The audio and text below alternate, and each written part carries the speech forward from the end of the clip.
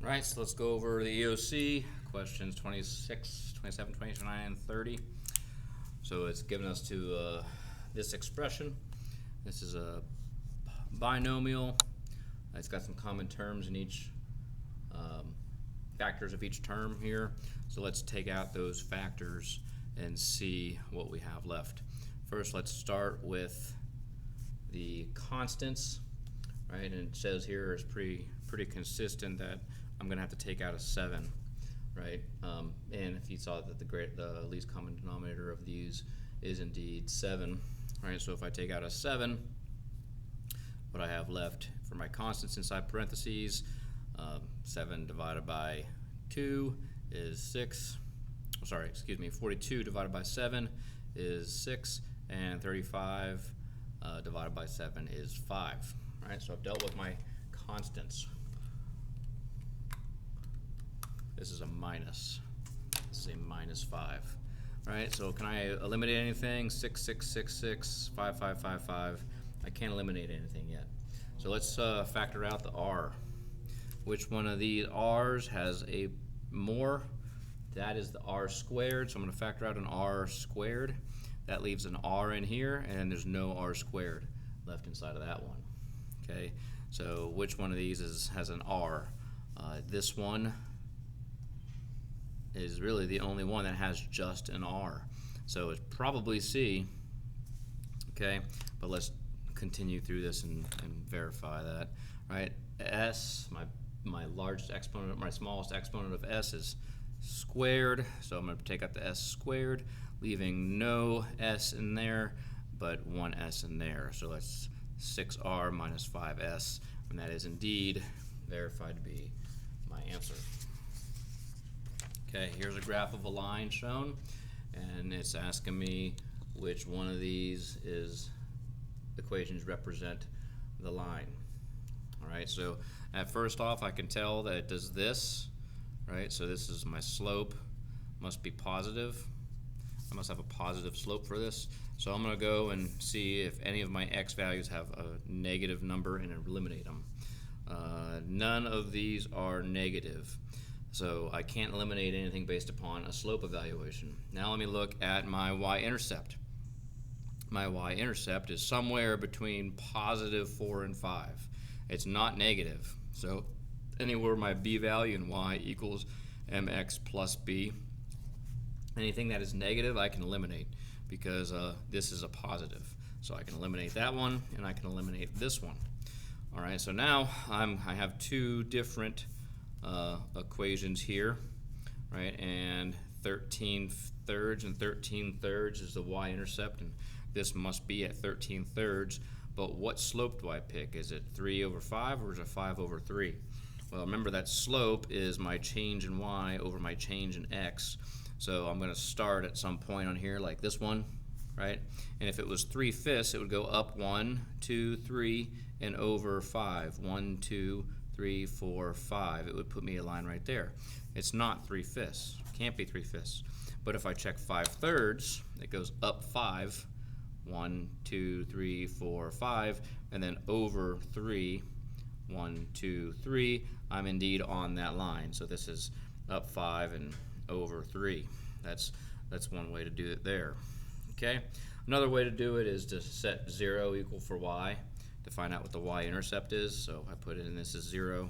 Right, and I said 0 equals 5 thirds x plus 13 thirds. I'm going to multiply everything by 3 to get rid of this, to get rid of the 3 here. So 0 times 3 is 3 equals 5x plus 13. And then I'll just move this 13 over here, so negative 13. We'll do variables left constants, right? Why not? All right, so negative 5x equals 13. Divide both sides by negative 5. Negative 5.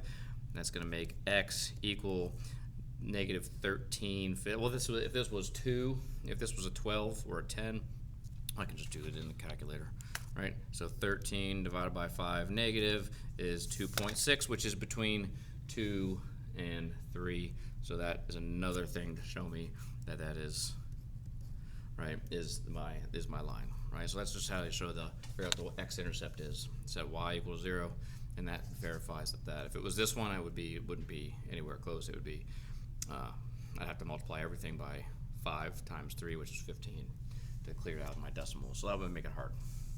Okay, so here's number 28.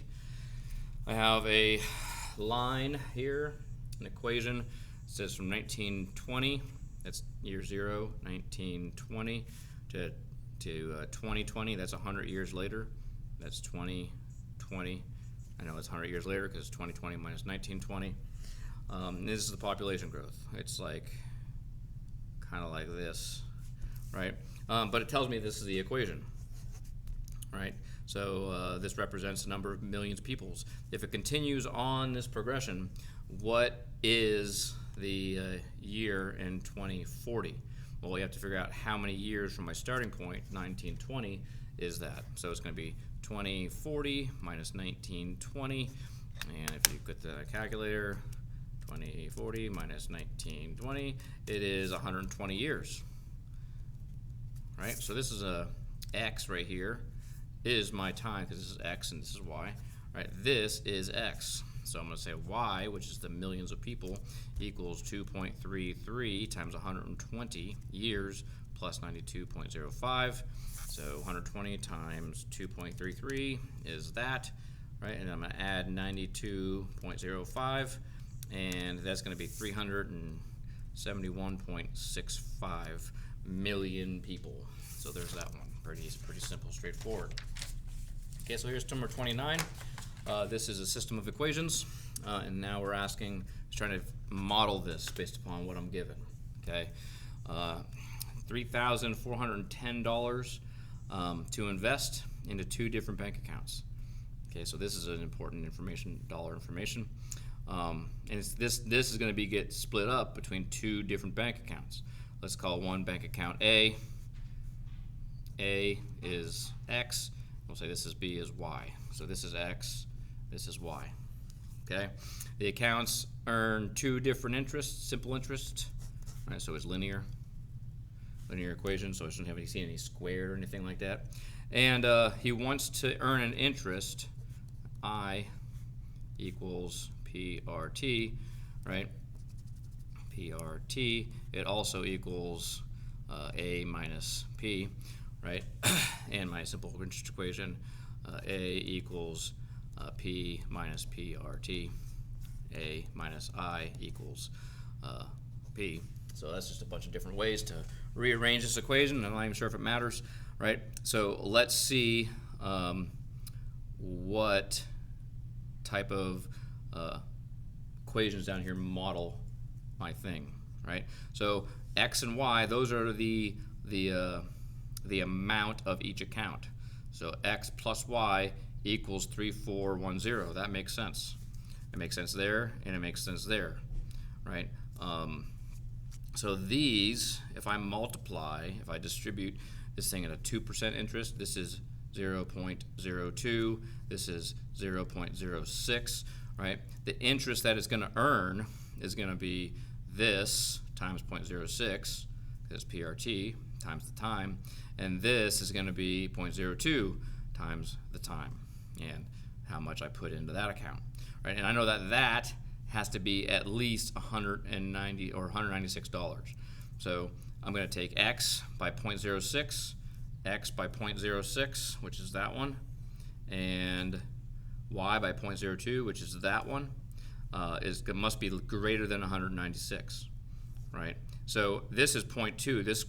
This crisscrossed the X and the Y, so it's not that one. And this one just doesn't make any sense. This value is how much my PRT is going to be when it's all said and done. It's how much my interest is going to be, right? And this X plus Y, this is my bank account in dollars, right, is going to be greater than 196. That's not what it's asking at all, right? So this is the correct answer right here.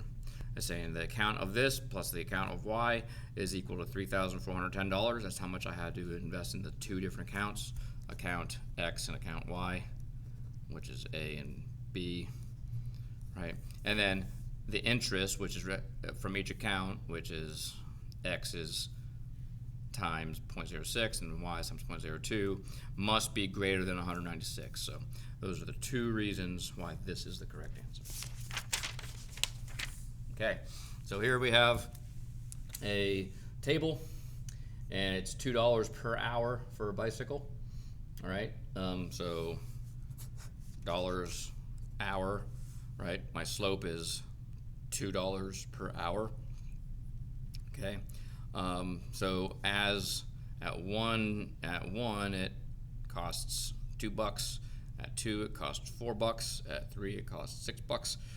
So I have myself a linear equation that's going up, right? So this is an increasing linear equation, and in fact my slope is 2 divided by 1 because my change in y is 2 here, and it's 1 change in x.